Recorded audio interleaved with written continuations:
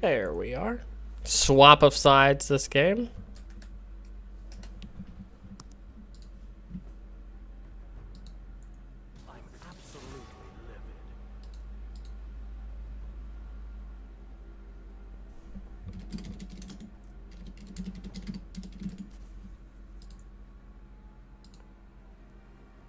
All right. Starting off with the flat ban again, seemingly. It is best 2 out of 3, chat. The Ezreal ban. Trying maybe to see if... first thing I would think of that is maybe see if they can push... what is now... Is it... what is off meta on blue side now? Yeah, I push think off meta onto a less safe ADC, maybe see if they can try and snowball a lead. Yes. Give Ashe that gold so that she can step up and can take those bigger risks, all while actually carrying and doing the damage that she needs to do. Gragas ban comes through again for Fat Man Jungle. Honestly, with the ban so far, it doesn't look like we're going to see much difference except for the Ezreal. I wouldn't expect, the winning team to make a whole lot of changes here. Yeah, I mean, for Lucer's POV, maybe something a little bit more active in, the mid lane. They fell behind mid lane and top lane in that game. Both solo laners had issues. They are red side now, so they are going to get a counter pick. So you expect something more powerful there. Maybe give them a lane with a little bit more agency to play through. Maybe something a little bit safer for the Ashe. Nautilus. First picking the Nautilus, yes. They did play Nautilus last game. It was extremely good later in the game. Didn't have a huge impact early game. Well. Yeah, it didn't have a huge impact early game, but part of that is because of the gank, right? Olaf early gank kind of set them in a position where they were just going to farm. Yeah, and once again, the Enchanter matchup bot just always makes it hard. If the Nautilus tries to go in and the engage doesn't fall through very well for the 2v2, it just becomes a living hell for the Nautilus. Right. The Zac pick on the other side.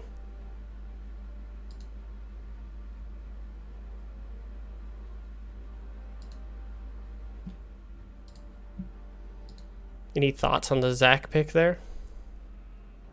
Seem to putting the jungler on maybe something that has a bit more assurance during team fights, even if behind.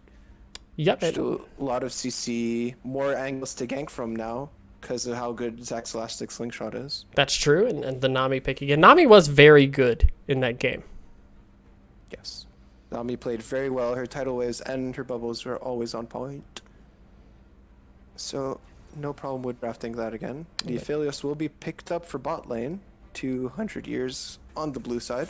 No, that is a strong lane. Nautilus Aphelios is a very strong lane.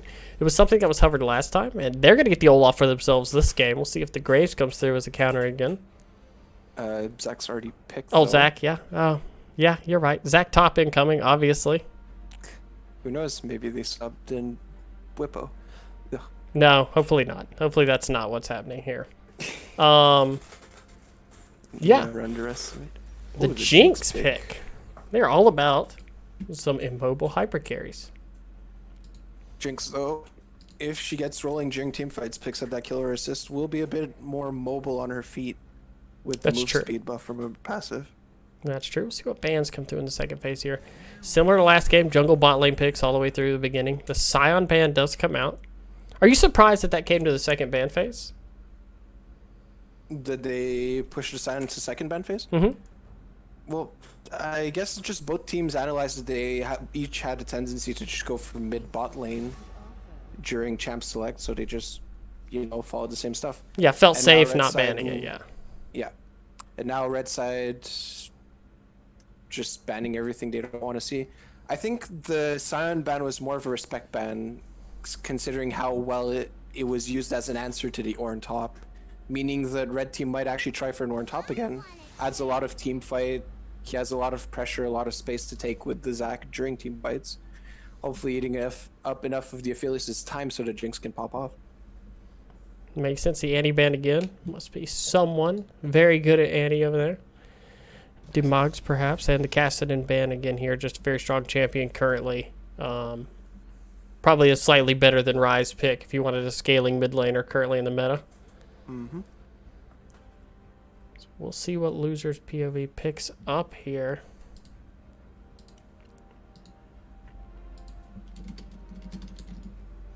Oh, The Camille. top laner will be put on his signature Camille. The Camille. Signature. Signature. Definitely the champ he has most experience with so far this season. True, true. So what will off meta respond with? They're going to be forced to blind pick their, assuming, mid lane. Mm-hmm. We'll be picking both at the same time, so probably just go for Syndra pick. Syndra could be fine, you know, has decent wave clear ability to put out damage. And back on the Diana. Never mind. Showing Back that to the they're not afraid Diana. of anything. Well, you know, if it worked the first time, you're up 1-0. You know, you have reason to believe. Your Diana ran over the last game. And not large in part to the champion, also just the play. You know, repeatedly found opportunities to get solo kills, you know, punish people for being out of position. And the Jax pick, I like that. I like that a lot. Very good answer to Camille. No more Gonna be resident able to sleeper match top her lanes. No more resident sleeper top lanes here. Yeah. Well, I mean, it was a tank match up top, and yet all the kills came from top lane early game. So That is I wouldn't true. call that resident sleeper. Scion made it But, very exciting. On the other hand, Jack's a very good pick into the Camille. Allows him to match her pressure very well on side lanes later into the game, and his counter strike will be able to add a lot of pressure into team fights as well. And the Silas for the counter pick in mid. What do you think about that? What do you think about Silas in the mid lane? Into Diana. I know you're not a mid lane player, and even though I am, I don't play Silas. I definitely think he should be suffering a lot less with his W. What was it, Kingslayer? Just the heal is going to allow him to take trades a lot more confidently with the Diana, considering they are both melee range AP champs with passives that give them attack speed and AoE on their autos. Right. Looks like, obviously, just a little bit more early agency this game from Loser's POV. Obviously, not the Ryze in the mid lane, the Ornn top. Though a good pick, not great at early action, you know, the 2v2s top lane, things like that can be. But from the other side, from the blue side over here, similar style to their comp. You know, a lot of people were going to dive in a lot easier. They played that out extremely well last game. And the Diana, a signature pick now in this series. Yep, definitely. I think, though, the Silas-Diana matchup should be a lot tighter. The Silas shouldn't have to worry as much as he did when he was playing Ryze, just to get jumped on by Diana, right? Because he can always fight back. And just the fact that he can steal her ult and use it against her just gives him that extra oomph of damage maybe to finish her off. But I am looking towards the bot lane right now. Slight changes. Both supports are on the same champs, yet the ADCs are different. We have a Jinx Aphelios matchup right now. How does that strike to you, Vega? Normally, a lot of like how last game was, anytime you have double ranged bot lane into someone like Aphelios who's not known as like a super lane pressure thing and a Nautilus, there can't be room for Jinx and Nami to abuse here, you know, and harass and push the lane in early and have priority. That said, though, there's a ton of gank setup with Nautilus that's a little bit easier than it can be with Nami. You know, you have to land the bubble with Nami, but, you know, Nautilus can walk up and get an auto. He's got a slow, the hook, things like that. And Olaf is very good at chaining once you get your first TC. So I think we'll just have to see how that priority goes. But early on, you expect Jinx Nami to have pressure. No, I definitely agree. Jinx might not have the same W as Ashe, but it is pretty effective for poking as long as she can land it right. And the Aphelios just does not offer the same safety that the Ezreal offered in the last game, right? Ezreal went through all of laning phase. Yeah, he was down like 10, 20 CS at most, but he went deathless. He still built 2 items and was able to match the damage and stay at a safe distance and poke, which was exactly what his team needed. Right. Albeit for the gank setup from the Nautilus side, I do think that considering Red side does have a Zac, he doesn't necessarily need the gank setup from Nami per se. All he just needs is for them to be in the right spot at the right time. Exactly. He can create his own pressure. For the Silas, though, when you look at the ults on the other side, outside of the Diana, is there anything else that really jumps out to you? When I'm looking at the team and, you know, Jax, Olaf, you know, Aphelios, none of these really jump out to me as super powerful ults for the Silas to take. Perhaps the Nautilus is impactful. I would say main two would definitely be Diana and Nautilus ults. Nautilus to allow for the engage, and Diana just for maybe Silas can go in and do what Diana did to his bot lane last game. Makes sense. Early game, are you expecting any specific team to have an advantage? We're gonna see what happens top lane. It is a very volatile top lane's matchup. Gonna be very scrappy, but it's might be a bit better match now that Coding Gamer is on his comfort pick, Camille. Awesome. We'll have to see what this Jinx does too. Always excited to see Jinx in competitive, just for the potential. But yeah, looks like we are getting ready to load in here. One last question for you though. Shoot. Which team do you think has the better 4v4, since it is very likely that we might see that happen towards the late game, just Jax Max and Camille in a side lane? I think it hinges on who's ahead in bot lane, but I'm going to have to lean towards blue side here. I really like the Olaf Diana. I really like the synergy and ability to dive together into the backline and create mayhem. Now, Silas and Zach can do a similar thing, obviously, but we saw what the Diana did last game. We saw the strength. And for everybody wondering, give me just a second here to get our names corrected for the new game. And off meta.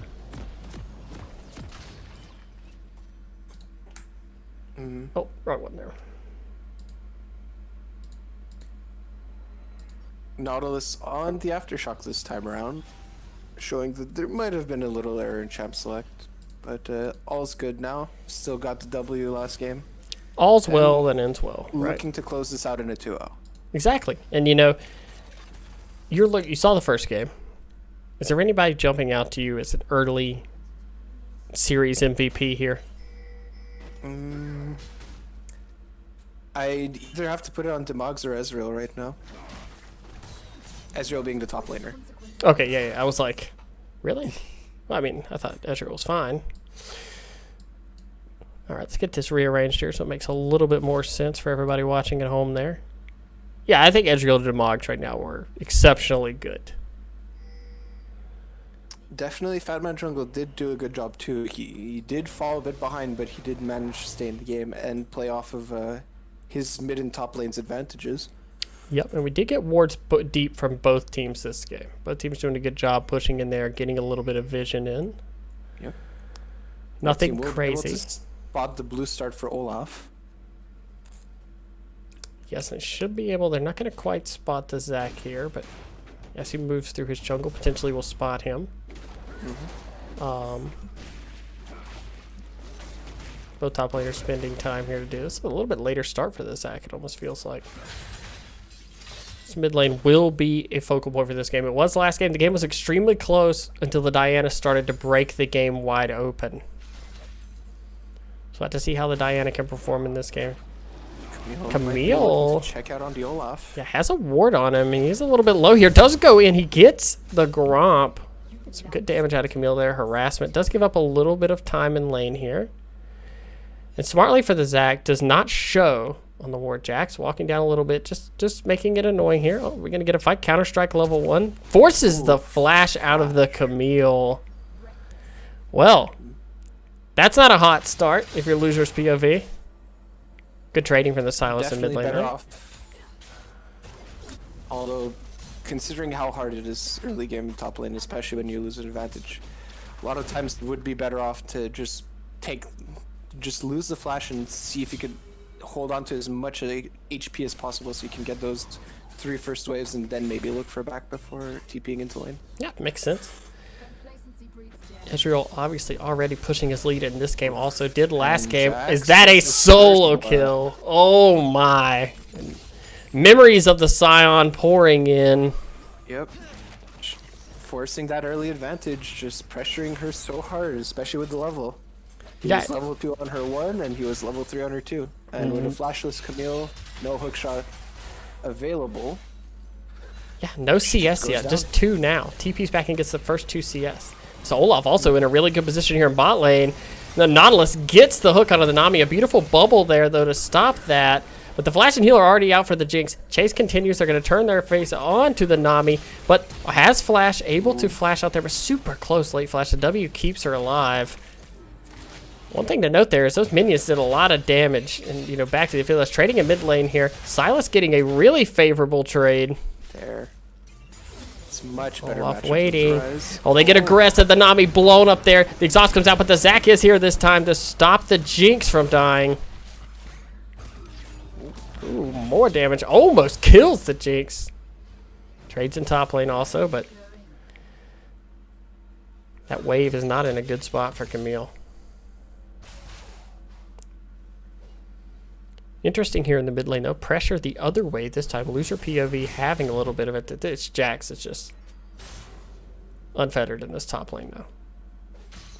Olaf in mid lane. This is the pressure you want to see out of Olaf. Oh, definitely. Just constant ability. Sylas doing a good job getting out of that there, but the axe does land. Has a red buff also. We'll flip back here to the Olaf. Lots of stuff here. He's going to have to flash the mid lane wall. A level lead, a farm lead, a kill onto the Olaf, and Flash is blown in 3 lanes. It's a fun time to be a jungler. TP coming out back to mid lane from Sylas. Camille has clawed her way back to having some farm here, but walking right down into the Olaf, who's the same level as her. She has no flash, but does use hook shot to get back to the tri-brush and away.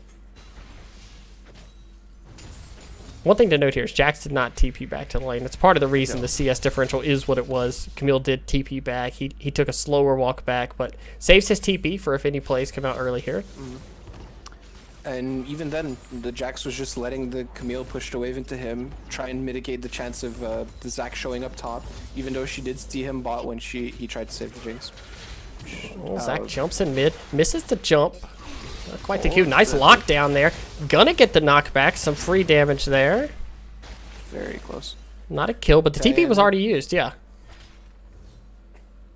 Does hold on to the flash, though. That is good, yeah. A little bit of a difference in mid lane here, but still has a farm lead and a wave coming under the tower. So, realistically, outside of the health, not much there. Is Zac going to go for this dive? But Olaf is here. Hasn't taken tower aggro yet. So, might be able to walk to set. Does have passive, and the Sylas is very strong, so forced to back off there. 6, though. Yes. Good timing, though, from the Olaf there to know, hey, they're probably going to look for this. Probably going to look for a dive. I'm weak right now. Zac is hanging around here for a while. That's a level 6 Olaf to a level 4 Zac. Really trying to get this advantage mid lane.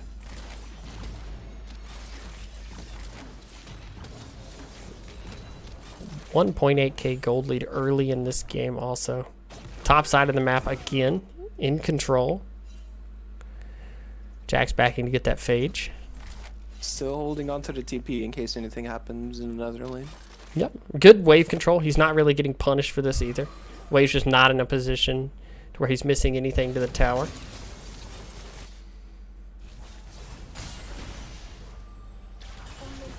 Oh. Uses the dash to go in, so gets stunned. So, considering all the talk about bot lane, it does seem like the Olaf bought so much time and just gave so much space for the Aphelios to breathe. Oh, here we go. Going in. There's the stolen Diana ult there, but the Zac Low does have passive, but the kill comes out. Zac picking it up in the mid lane. A much needed kill for Losers POV. But yeah, as you were saying, you know, that really bought this pressure in bot lane now for Aphelios and them to bully because, you know, there's no flashes in the other lane. Now the Nautilus is that much more of a threat. Yep. Now there is a passive, I believe, here on the Zac, right? Yeah. Oh. The Sylas is now... Oh my goodness, the Olaf, so strong. The double kill. Well, everything good you just made in the mid lane, Olaf just took back. Yep. And just... Olaf looks like he might go for the Scuttle pickup and maybe even to the Dragon solo. Definitely just the last point on bot lane. The fact that Aphelios, even with 0 kills, was able to pick up the CS and come back with the pickaxe to the Jinx's second Doran's blade definitely buys him a lot of... 1 second here top lane. Flash busted. Oh, another solo kill for the name Ezreal, not the champion. The Jackson top lane taking over. And just as you called, the Olaf doing the Dragon. After the Scuttle. Beautiful. You mapped it out perfectly. is just Like a wordsmith. so much better. It's so much more pressure from blue side, and it's just being executed on a lot faster than it was last game, right? Yeah, Zach getting invaded. Flash going out there. Trades in mid also. No flash on the Zach now, and there's no passive. That's what happens when your bot lane gets that pressure in and the Olaf's ahead, you know? You have to deal with the enemy jungler roaming up, doing things. Just turning 6 on the Nautilus now. Now, there is a flash on Nami, but I don't know if she's going to have time. Does get it off. Gets the ult off. The flash forward from Aphelios. The ult coming out. Not quite enough damage. The Jinx lives. It actually gets a little bit of trade damage back here. It's a lot of damage. Yeah. Heal is used from Jinx there, but both sums from Aphelios and the exhaust from the Nautilus. A little bit of a blunder there. This is definitely best case scenario for the Jinx Tsunami bot lane. Yeah, because they need Jinx. That's a lot of pressure off. You know, there's no Nautilus ult now. There's no sums on the Aphelios, so harder to play aggressive. Silas is roaming down here right now. Have to see if he can make a play. Is here to match. There is a pink in that brush. So they do spot him out. It's going to be a little bit dissuading here, but the Nami not in a great position here. Silas too far upriver. The Olaf yet again. Olaf diff? Pink ward diff. Pink ward diff.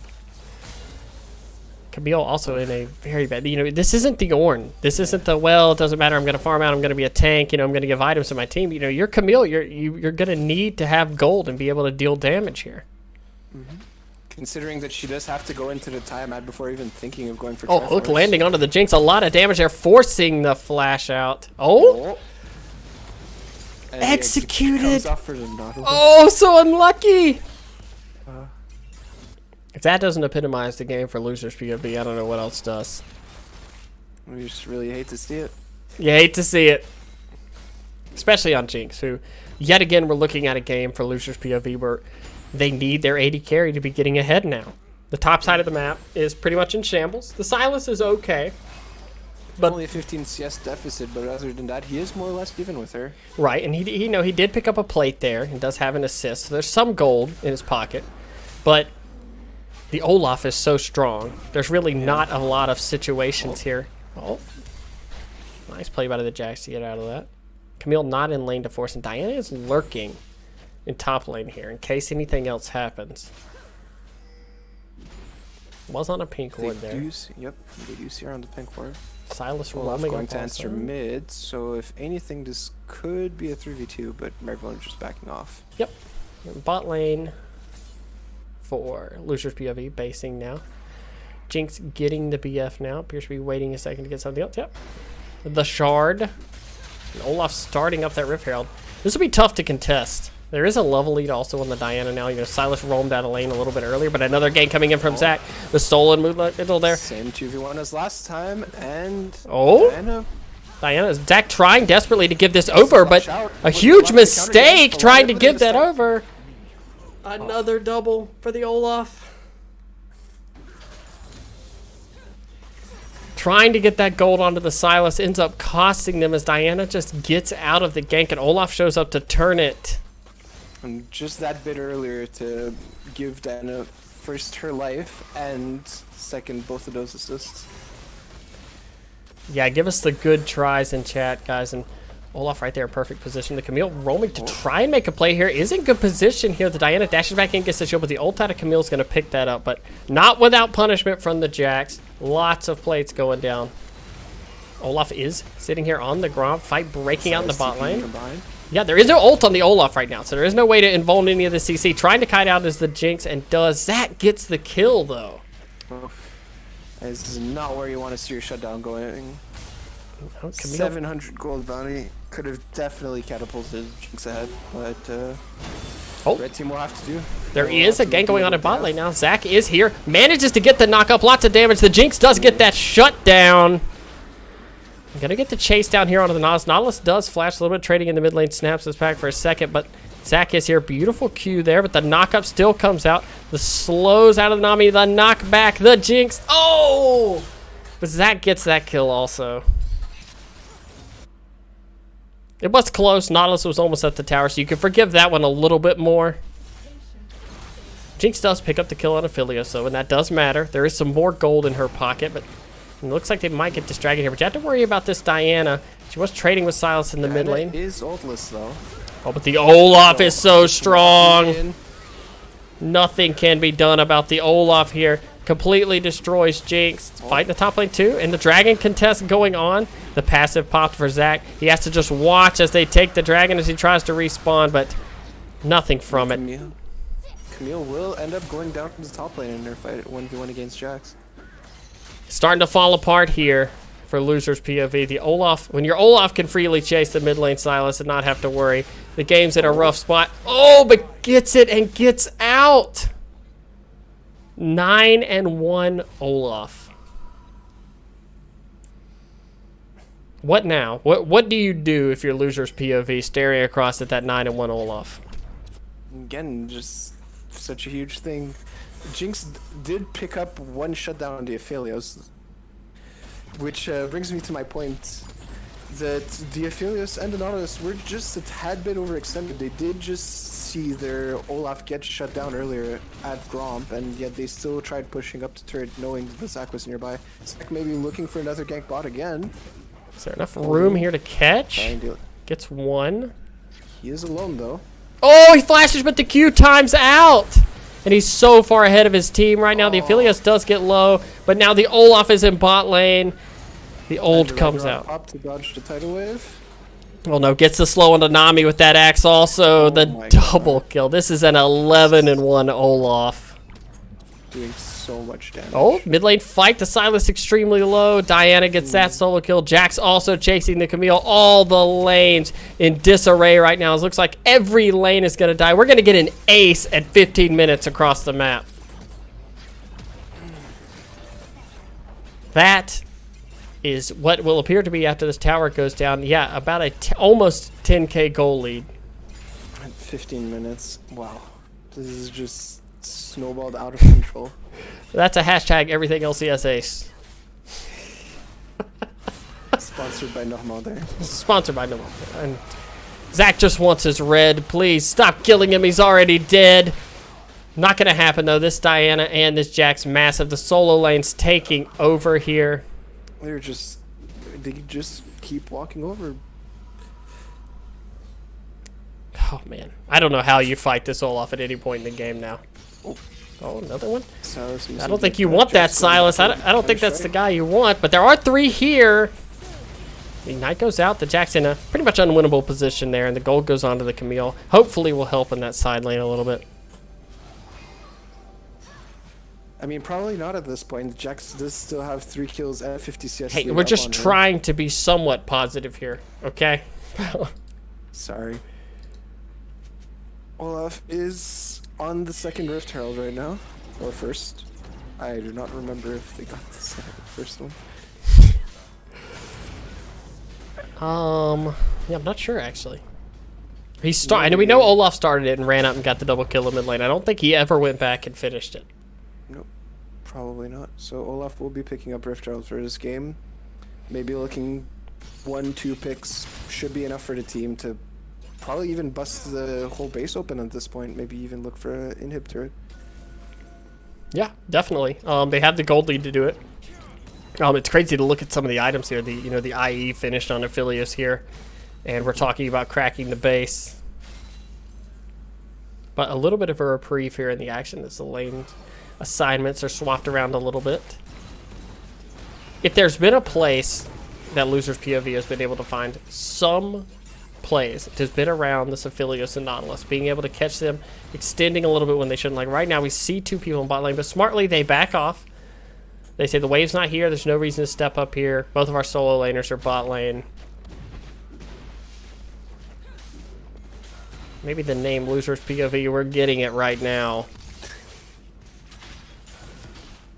The Olaf going in on the Camille, but a fight in bot lane also. 3 onto the Diana, but stolen ult. Camille goes down in top lane, but Silas does get gold there. Jax hanging around, looking to see if any stragglers push back out, but they're going to go in on this. This is a 3v2. The Nami ult also catching the Jax off the back end there. Lots of damage, but the Aphelios gets a beautiful ult across, dissuading him from any more fight. Nautilus running in like he wants it, but chooses the better decision to back off there. It's cross map a 1v1. Earthchild has been dropped top lane, so someone will have to look to answer it.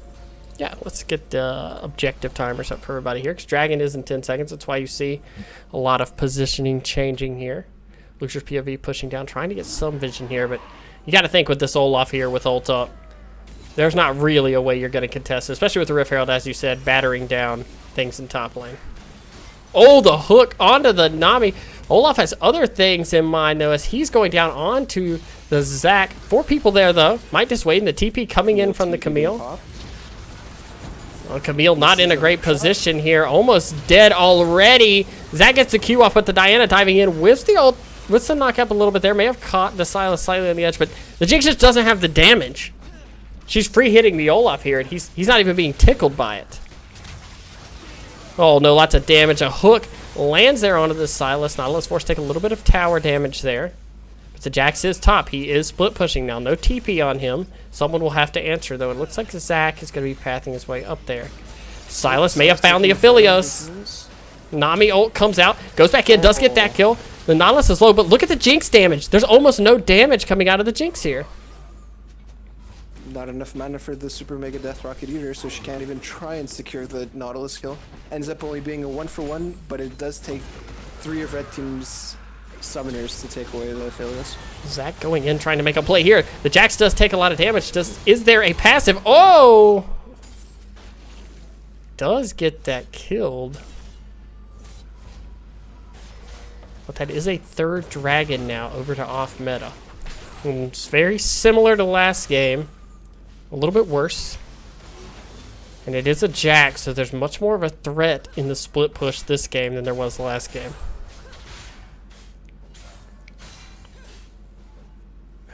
Definitely.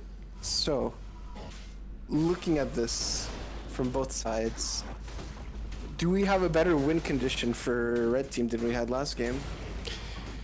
I think the Silas has been better than the Rise. The Rise was, yeah. But I think the difference is yet again top lane in this game. In last game when the Ornn got, super behind, it was, almost inconsequential. The ult goes out, doesn't pick up the kill on the Diana there. Jax going in top lane too. Chasing, oh my goodness, let's look up here. Chasing past the base tower there, taking a couple tower shots, getting dissuaded a little bit. And also, there was a kill in mid lane there. Getting rooted up to Jax, kills the Nami. There's so much happening. Jax goes Nami into base, goes down to the Zac. The Silas goes into mid lane, does pick up the Diana. Now only the Aphelios and Olaf remain. A little bit sloppy there. The knockup now comes out of the Olaf. He's kind of low here. That's a shutdown onto the Jinx. That is actually massive. Finally getting her 700 bounty shutdown on the Olaf. Is a tower going to go down? Looks like it. I mean, there's no one left who's up except the Aphelios, and Aphelios below half health, no sums. Very susceptible to getting engaged on by the Zac. This will be a pickup for the Jinx. This is big for them. They can't overstay here. You made a good play. You have to take it. But, back to what you were saying. Yeah, I think the difference this game is you don't have as ease of access. When you had the Ornn, when you had the Olaf for yourself, even when you were losing, early on in the game, you had things that, were still fine in the early game, even despite, slight gold discrepancies. The Ornn was going to do stuff late game regardless, but Camille and Zac, Zac's a very high tempo ganker, things like that, and he's okay later in the game. But the Olaf has done a much better job for off meta of just steamrolling the early advantages. He knows he can duel the Zac. He doesn't have to necessarily be able to gank from the crazy angles if his team's working with him. Definitely, and considering the Olaf is the highest level champ on the map right now, that is a big Olaf. He will be relevant for at least a little while longer. And there are 2 items in a BF sword though now on the Jinx. She's going to start dealing a little bit more damage. The relevancy now, you can't just force as off meta. You can't just constantly dive towers. The Jax diving into the base tower there when there wasn't really pressure anywhere else. The Silas has some gold here. This is not the Diana from last game. Who's far and away higher level than everyone, and it's just split pushing, everything down. Looks like gotta go for the Baron here. We'll be looking for the Baron. It Definitely capable of 2-manning it. Yeah, Even though the Diana isn't as far ahead as she was last time. Yeah, loser POV Olaf seems to have an idea, though. They know there's something happening in this area right now. A little bit of engage onto the Nautilus. Nowhere near the Baron. Yeah, it's true, and they have tanked some damage from this Baron. The Jinx is free hitting here. The Jax does get the knock up, though, and that is so huge. The Nami is not here to completely peel this. Jinx will get taken down by the Jax, not capable of making it through his counter stance. They do lose Diana, however. You know, maybe dissuade for a second here. If they return, the Silas is on the side of the map now, and Olaf is also. Looks like they're going to force the base out here, though. Is a 2-for-1. If I am blue, I am very happy taking this Baron here. Yeah, definitely, especially with the level on Olaf. You know, it's a 3-level lead. The odds of a Zac steal are extremely low. Well, Nautilus getting a little bit low there. But, as you said, you feel great about that. It's a 2-for-1. You should have Baron control here. And you take down their strongest fighter, being the Jinx. Oh, the TP will be TPing into the pit right now. Oh, the Olaf flashes out of the pit for the fight. I'm not sure I agree with that. They are going to pick this Camille up here. They're a little bit lower. The ult comes in from the Jinx, but not enough there. They blow up the Silas.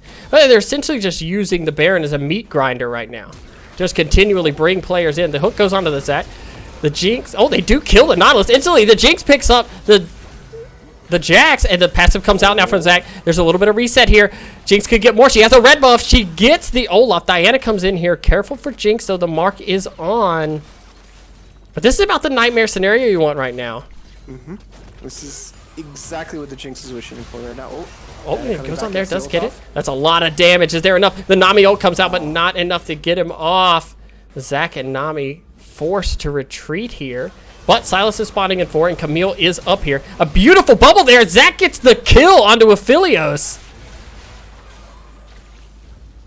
Silas TP's in also. Has the opportunity to go in here. Lots of damage. Just had the belt. The knock up from the Zac. There's a lot of damage here.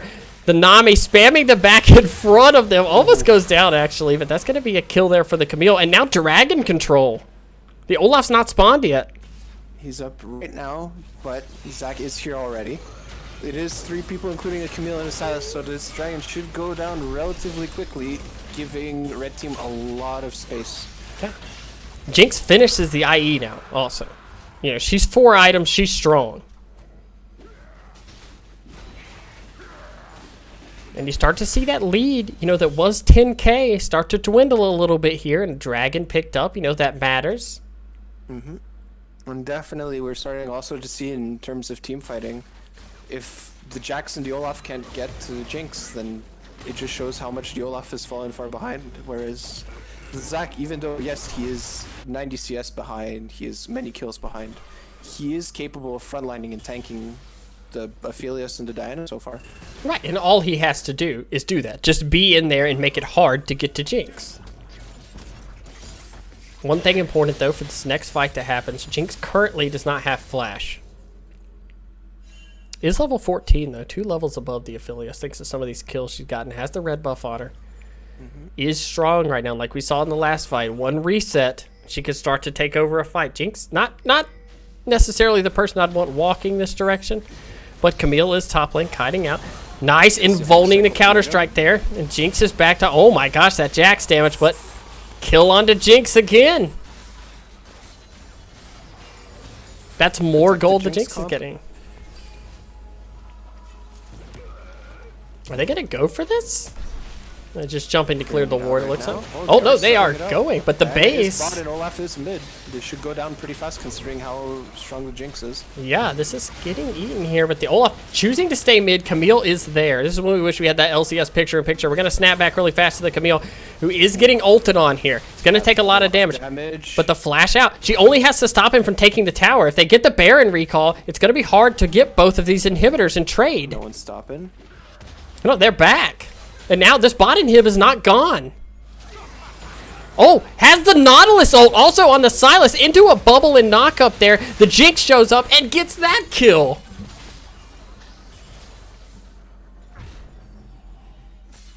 This is insane. This was a 10K gold lead not that long ago. It's already down to 4. Oof. And they have the Baron on now. You expect them to get some objectives here. Dragon spawning in 2.5 minutes. Is this the greatest comeback in history? I think this is the dream comeback that Red Team's been looking for. Is this the greatest comeback in ESDL history? Probably not, because we've only watched a small sample size, but it's a good one. Let me ask you something. If you've played in one of these games, I'm sure. I think every player's probably played in a game where they were coming back like this, right? Mm-hmm. What does it feel like if you lose one of these games? It's really hard to say. Games like these are just... When it's gotten to the point where you're so far behind and you manage to bring the game back onto a knife's edge, it's just... It could be as satisfying knowing you got that far as it could be disappointing that you didn't manage to go the full distance. Hello? But we are looking to see how both teams are managing with their current gold. Now that Red Team's back, they are trying to force the 4-man mid, maybe even trying to put the Camille, but the Jax still has so much pressure in the top lane right now. Having gone for the Black Cleaver, Triforce, and Bork combo. He's not very... He does get popped with this a little bit easier by the Jinx, though, right? For sure, but I think right now what he's looking for is the 1v1 potential. When he pops his ult, he still gets a lot of the armor from his bonus AD, and he should still be able to 1v1 the Jinx, the Camille pretty easily.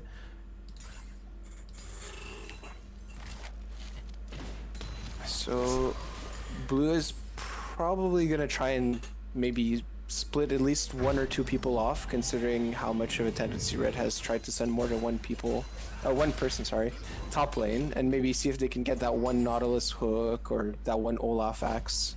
Considering the Nautilus does have Righteous Glory, it shouldn't be too hard for Blue to start a fight. Right. Jinx does have the GA now, and though not a lot done with that Baron, it is time bought in the game, right?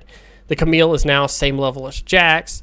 More items onto the Sylas, and obviously the most important, Jinx, is being able to stall out the game, has time to get more items.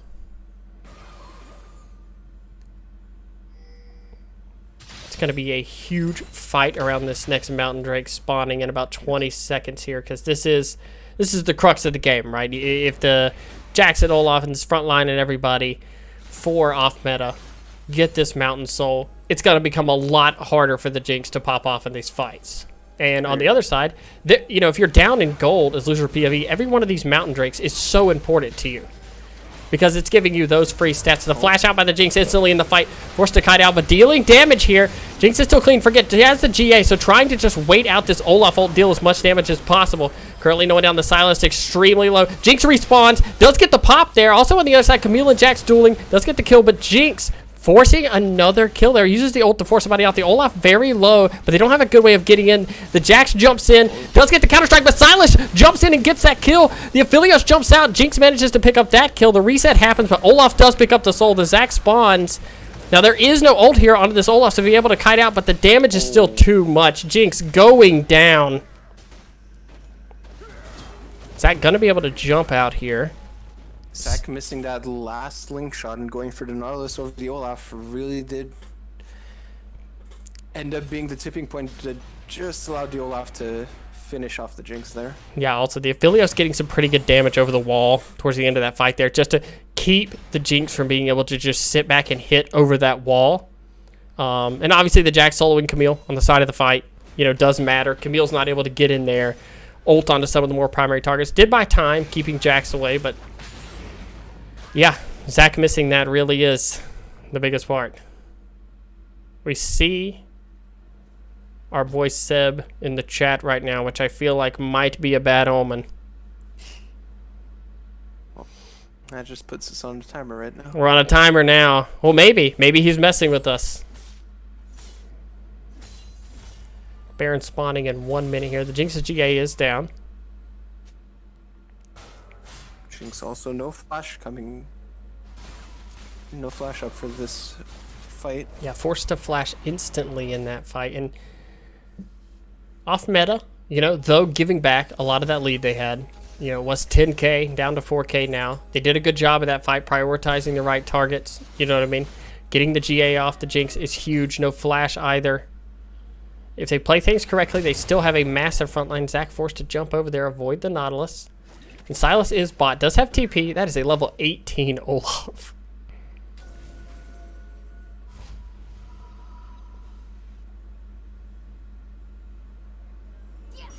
That was Olaf Olaf. caught on a ward. Yeah, but does walk He'll out be here. able to dodge the bubble. Baron at 14, and frankly, not a lot of setup here from loser POV. Because of the gold difference, they've not been able to walk in here and get wards. You know, they're not quite that strong yet. Because any single flank that catches the Jinx pretty much ends the game. And look at where Jax is now. Gonna show bot. Does have TP. And there are wards behind them. You know, there are wards in this side of the jungle here. Yep. No way they start this, right? Oh, no. Okay, loser POV starting the Baron. Not sure if we agree with this one, but the Nautilus is going in. He's alone right now, but the Diana on a perfect flank here is going to get onto the Jinx and blow her up. That's the primary damage source gone. Silas, the only one left. The Nami going down now. The Kai'Damac Silas trying to deal as much damage as he can, but he is stuck down min. They do manage to pick up the Olaf and the Aphelios there. The Nautilus goes down also. Diana in the 1v2 right now, but Jax is ending the game. Quadra kill in the 4v5. Can she get the Penta? Is going to get it. The Pentakill for Diana and the Jax. The game. Could it be any more storybook? The Diana gets the pentakill on one side. Jax backdoors the base. That one was fun. A back and forth game, but congratulations to Off Meta on the 2-0 and winning their side of the amateur bracket of the ESDL Amateur League, the Golden Plat Series.